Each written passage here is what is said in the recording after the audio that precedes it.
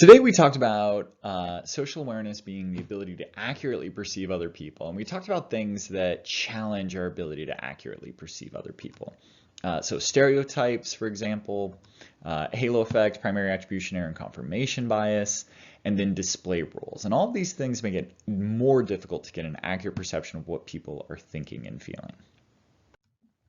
We've talked a lot about what we shouldn't do. Now we're going to talk a little bit about what we should do. And to accurately perceive people, what you want to do is develop a multifaceted, non-judgmental model of them.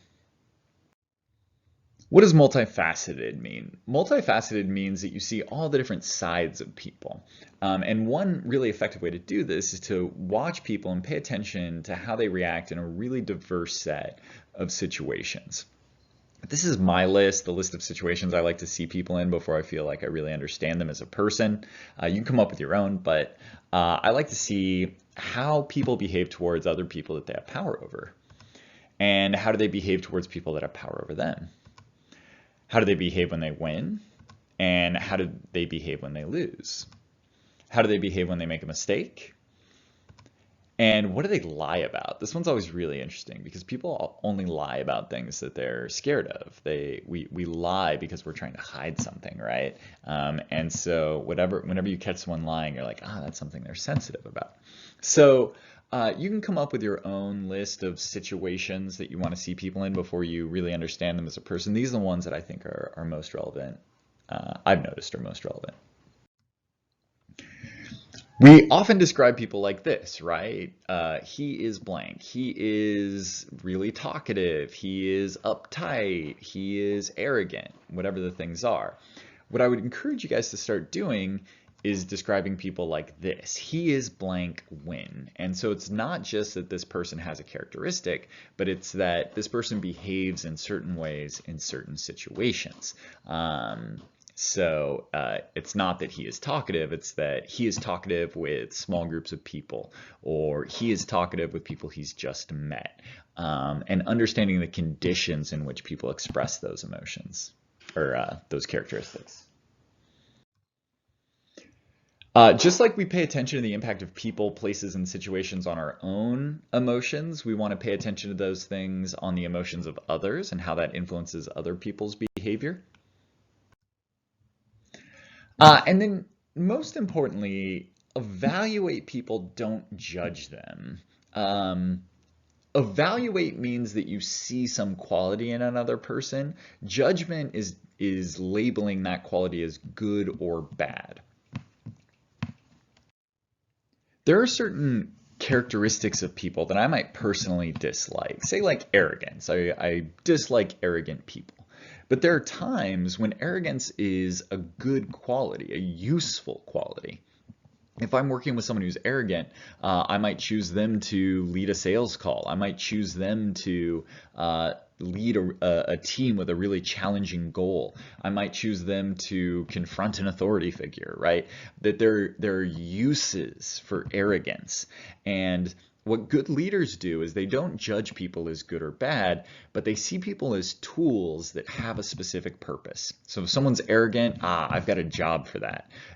If someone is really uptight, they're often like very organized. So I've got a job for that. And it's seeing the characteristics of people and how those characteristics can be valuable to that person, to the group, to the organization as a whole. And one thing good leaders do is they're not dismissive, they're not judgmental of other people, they're very inclusive, and they see the skills and the valuable characteristics in people, and they understand how to use them in an effective way.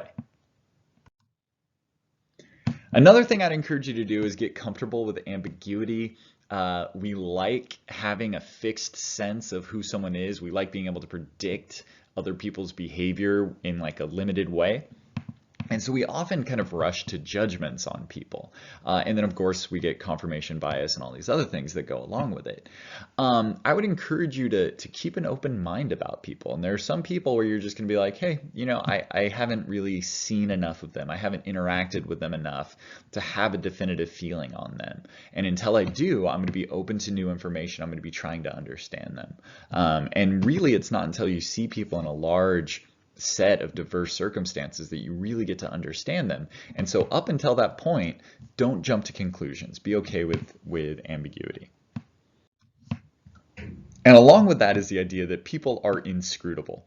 So we want to understand people's behavior. We want to understand what thoughts and feelings they have that drive them towards those behaviors. But sometimes people's motivations are just utterly, you cannot understand them. There is a person that used to work at Dominican University that absolutely hated me. And I couldn't figure out why.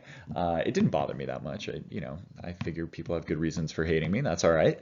And so I just kind of treated her like I treat everyone else, or did my best to.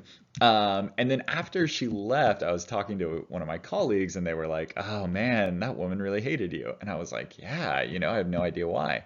And he was like, "Oh, it's because you never RSVP'd to your Google invites, that you would just like show up for a meeting or not, and you wouldn't respond." That is something that I do. And he's like, she thought that was so disrespectful.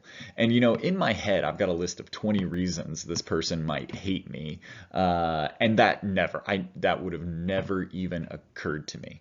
And so we have this like really strong desire to understand other people's motivations and their behaviors, but sometimes we have to acknowledge the limitations of our own insightfulness or ability to understand other people.